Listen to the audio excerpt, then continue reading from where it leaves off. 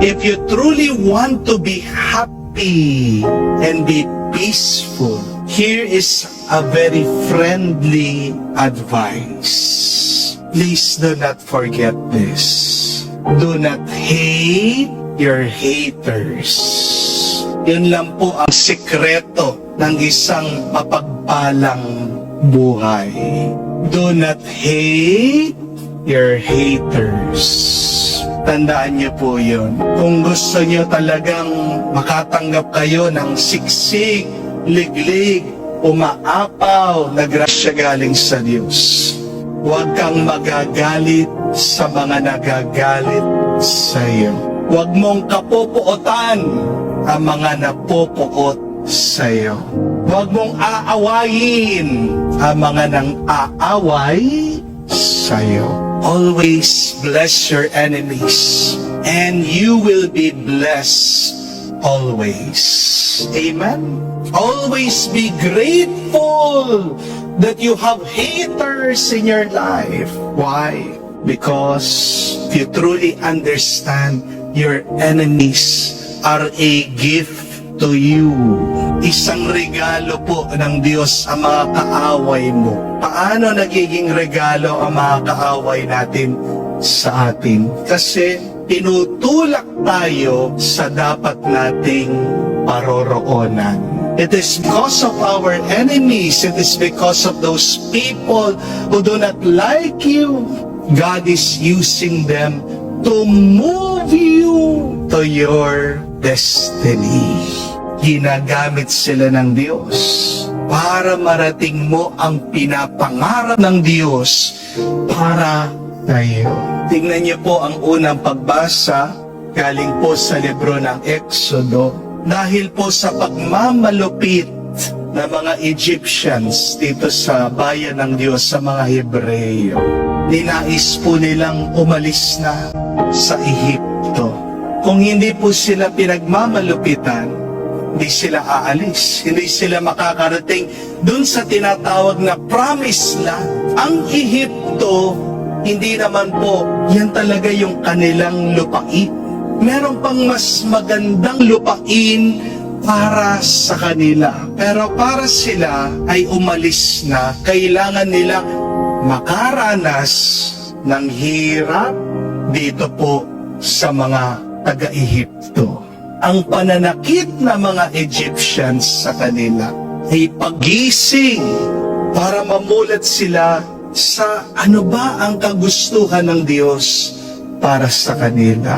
At sa ating pong ebanghelyo, itong si Jesus daw, pinagpaplanuhang patayin ng mga Pariseo. Diba ang dami na niyang ginagawang kababalaghan, milagro, ang dami niya tinutulungan ng mga tao. Pero dahil naiinggit itong mga Pariseo sa kanya, gusto po siyang i-eliminate.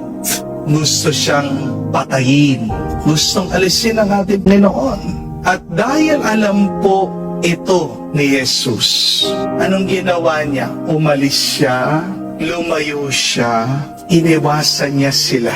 Pero dahil po dito sa paglayo ng ating Panginoon sa mga Pariseo, anong nangyari? Nakalapit naman siya dun sa mga taong may sakit at pinagaling niya sila. Look at that. It is because of Jesus' haters that He was pushed to the direction to where He needed to be.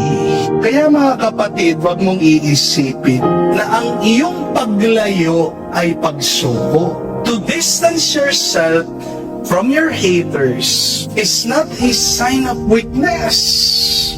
It is wisdom, and it is also part of God's plan.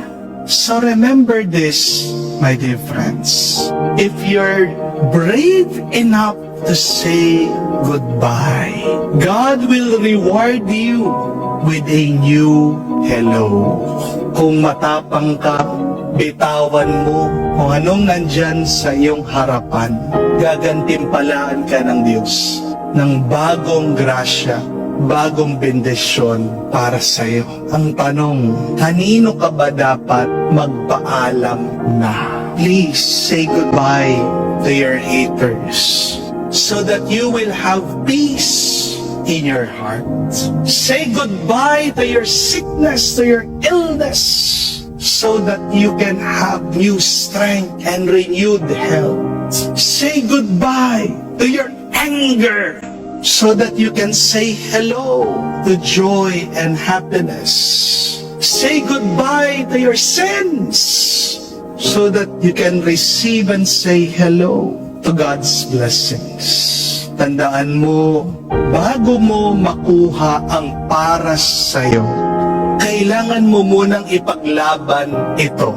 Amen? If you're going to get to where God wants you to be, you have to experience oppositions.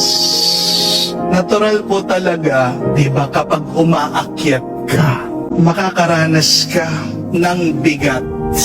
The more that you go up, the more that you're being pulled down. Ang tawag po natin dyan sa physics is gravity. At ang tawag po natin dyan sa totoong buhay, yung mga nanghihilas sa iyo, ay mga haters mo, yung mga bashers mo. Pero kapag sobrang bigat na ang iyong nadarama, kapag hirap ka na, tandaan niyo po ito, kapatid. If God put you in it, it is because God has put it in you.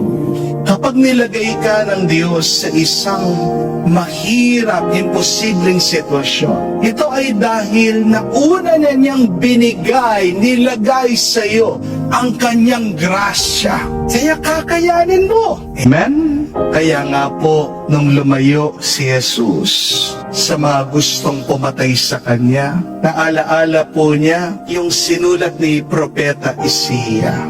Ang sabi po ng propeta, napakaganda, that God chose him. He is beloved by God, and God put His Spirit upon him. Wow! Ang gandang dasal po, no? Pwede niyo pong sabihin yan, pwede niyong gawing panalangin araw-araw. Kapag nararamdaman mo na parang walang nagmamahal sa'yo, kapag sobrang stress ka na at pressured ka na sa iyong buhay, say and pray, I am chosen, I am loved by God, God's Spirit is in me. Pinili ako, mahal ako ng Diyos, at pinupuno niya ako sa kanyang Espiritu.